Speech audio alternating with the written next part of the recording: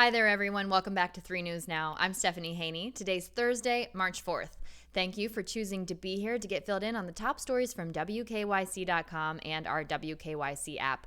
Now, if you're watching the national news and you're wondering why there's an increased security presence in Washington, D.C. today, that's because intelligence officials had uncovered what they thought might be a plot for a militia group to storm the Capitol again, which is what happened on January 6th when we had that deadly insurrection and 5 people lost their lives. Now, the threat appears to be connected to a far-right conspiracy theory. This is tied to QAnon, that former President Trump would rise again and return to Washington, D.C. and take office today on March 4th and sort of oust the Democrats from office, oust current President Joe Biden.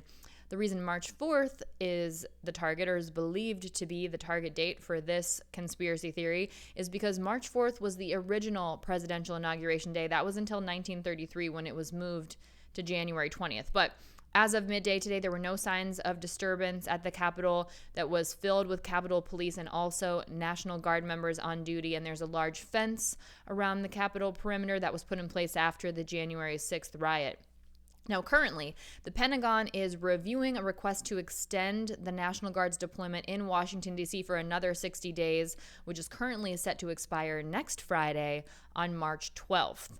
As of right now, there's about 5,200 members of the National Guard in D.C. There were about 26,000 that were originally brought for the inauguration on January 20th, which, as we know, went off with no problem. So we'll keep you updated on whether those deployments will be extended in Washington, D.C.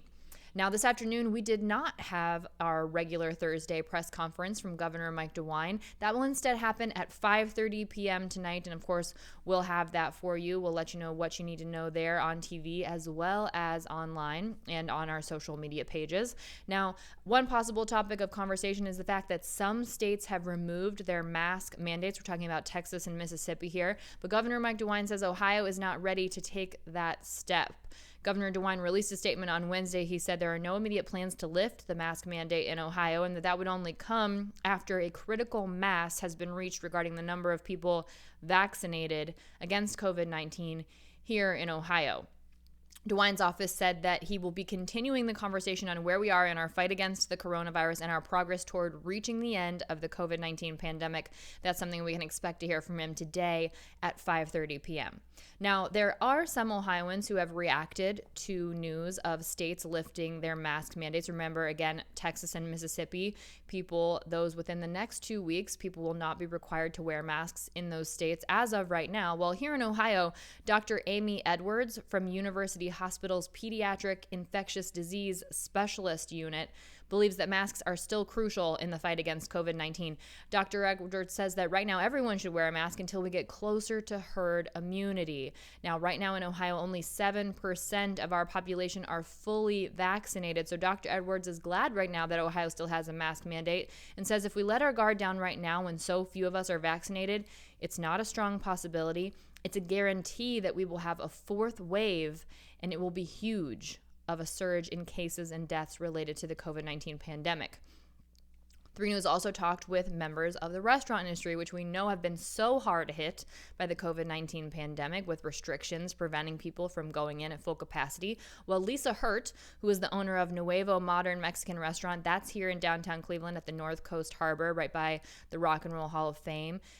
Lisa says that as the vaccines are coming out, they're seeing more and more people come out, which is great for the restaurants, great for all of Cleveland. But Lisa says that if Governor DeWine did lift the mask mandate, she says she would follow state guidelines, but she would also keep safety precautions a while longer. So if customers weren't required to wear masks by the state and they didn't want to, she would go with that and follow the state protocols. But she said that she would have employees continue to wear them as a safety precaution moving forward. Now, remember, we're talking about this because Texas and Mississippi are lifting their mask mandates. Well, some states never had them. Florida never had a mask mandate. And right now, Georgia has no mask mandate, for example. But again, Governor DeWine here in Ohio is saying that we are not ready for that at this point in time.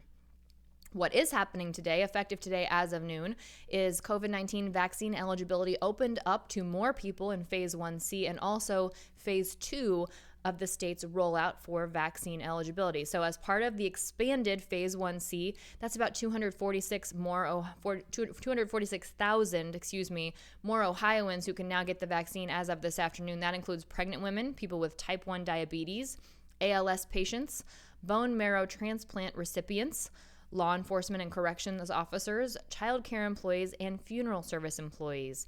And as part of Phase 2, that includes Ohioans who are 60 years of age and older. That's about 695,000 more Ohioans. So all over together, we're talking about 1 million more Ohioans eligible as of today at noon to get the COVID vaccine. Now, just because you're eligible, though, doesn't mean you'll be able to get it right away. So make sure you go to wkyc.com/vaccine to learn everything you need to know about where you can get those vaccines and what you need to know about the vaccine dashboard that's available at coronavirus.ohio.gov and all of that information. Now, let's talk about the latest COVID-19 cases as reported globally and nationally by Johns Hopkins University.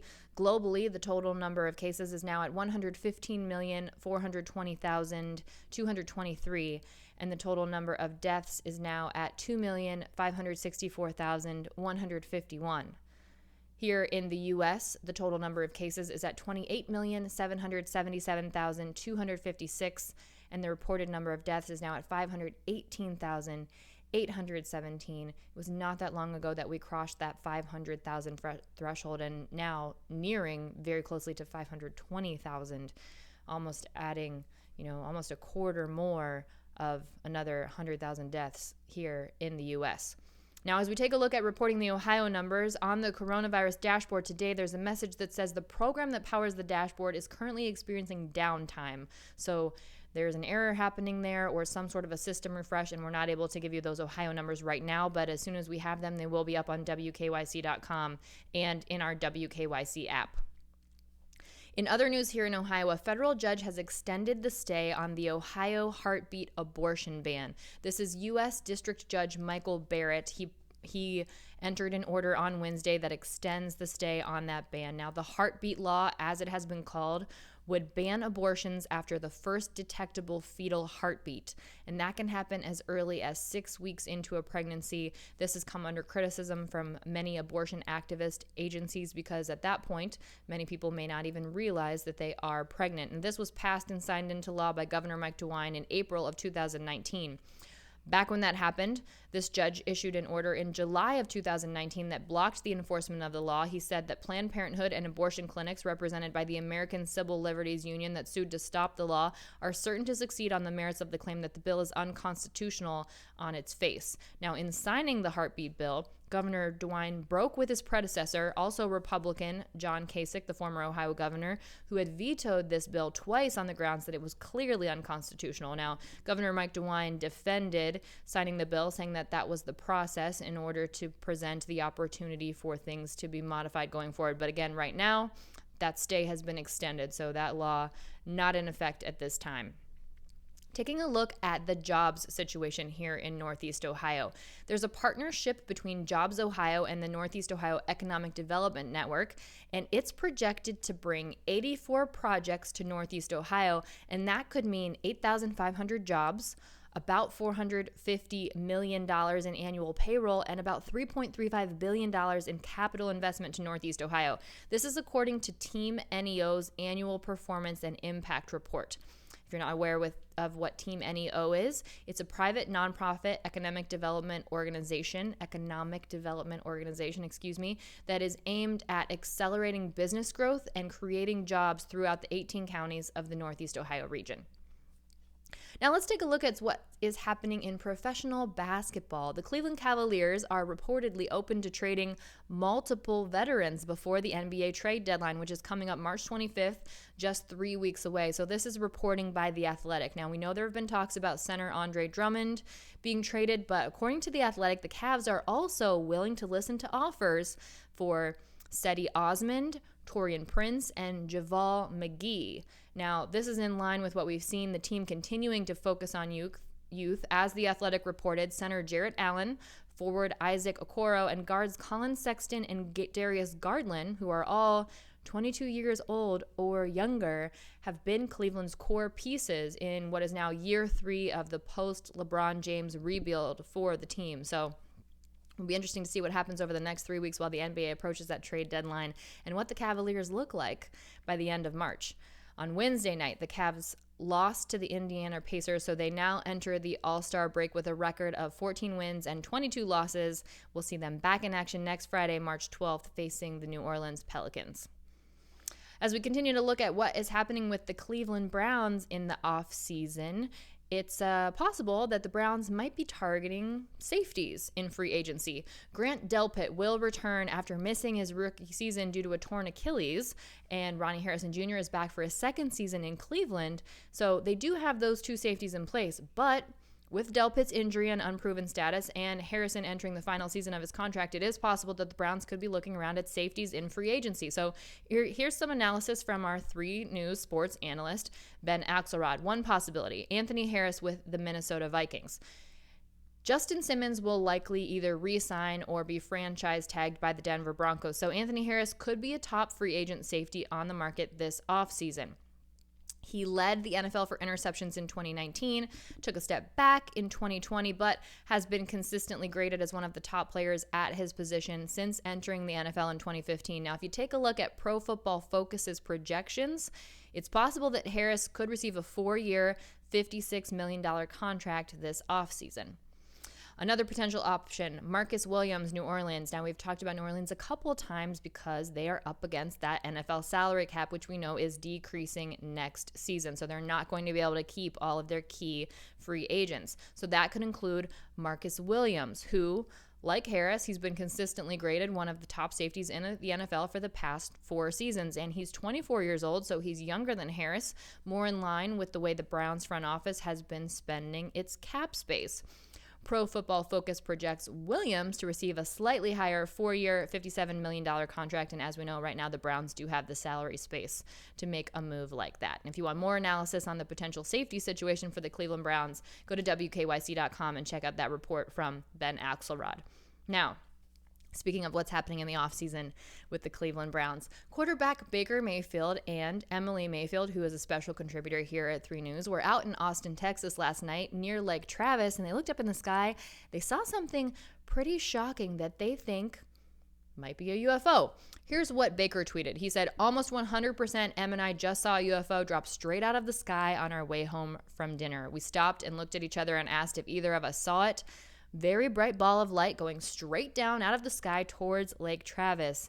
Anybody else witness this?" Got lots of responses, and most of them were jokes saying, "Yeah, that was just your Super Bowl ring coming home to you, Baker," and all kinds of other funny stuff. And Emily tweeted too. She said, "What was that in Austin, Texas?" with a period after every word for emphasis. And then she said, "I won't lie. I'm typically not someone who buys into UFO talk, but all I know is I saw something tonight that I have never seen, and I'm a little thrown off." Raising the question for a lot of people, do you believe? It is a big universe out there. You never know. Baker and Emily think they might have seen a UFO last night. Let me know what you think. You can tweet me or DM me _Stephanie Haney. I'd love to know if you believe. I think it's an interesting conversation to have for sure. I wasn't in Austin, Texas last night, so I have no comment on what they think they saw. But who did have a comment? Colin Cowherd, of course. He did, Fox Sports host. And he said, here's what he said. "To that, I would say I prefer all of the qualities of a franchise quarterback. I want to know your arm. Are you good pre-snap? Are you mobile? The ability to see UFOs in the offseason is nowhere near my top 10 qualifications." Then he said, "Joe Montana, Troy Aikman, Terry Bradshaw, Tom Brady have never seen aliens. I would prefer my guys don't talk about it. But in fairness, Aaron Rodgers also admits he's seen a UFO, and he did win a Super Bowl." So that's what Cowherd had to say. And then he read the tweet, of course, and then he went on to say, no, nobody else witnessed this, responding to Baker saying, "Did anybody else witness this?" He said, "But you've got the Steelers are bringing their quarterback back, and the Browns quarterback is coming back and just saw an alien. I will potentially skew my standings and predictions going forward." I don't know, Cowherd. Maybe that means that Baker's got a better eye if other people didn't see it. Could be good for the Browns. I'm just saying, I'm just playing devil's advocate here. Who knows? I don't know that we'll ever find out because obviously none of us were there. And none of us are in Avon Lake right now in this eagle's nest, but we do have a 24/7 live cam on it. And so now we know there are 3 eggs waiting to hatch. at this eagle's nest in Avon Lake that is right by Redwood Elementary School. It was spotted, the third egg, around 7 p.m. last night. Remember, the first egg that we saw was spotted back on February 23rd. It takes about 35 days for an eagle egg to hatch. So the first egg could hatch by the end of the month. And of course, 35 days from now, we'll be watching to see what happens with that third egg. Now, these parent eagles, they're known as Stars and Stripes. Like I said, they are the subject of a 24/7 live stream, which you can watch. We have that linked on WKYC.com. And they are, pretty consistent here. They had eaglets last April, and I believe for the past several years prior to that, too. So Stars and Stripes, pretty consistent. We can hopefully expect some little baby eaglets hatching within the next couple of weeks to 35 days for this last one. All right, one more thing before I let you go here. Yes, it is Women's History Month all throughout the month of March, so we want to celebrate incredible women, but we need your help to do it. We want to know what woman has been incredible in your life. We want you to nominate that person. We want you to send us a photo, tell you why that person has been so incredible, and anything else you want us to know about the person, and we just might feature that individual on What's New at 5 o'clock.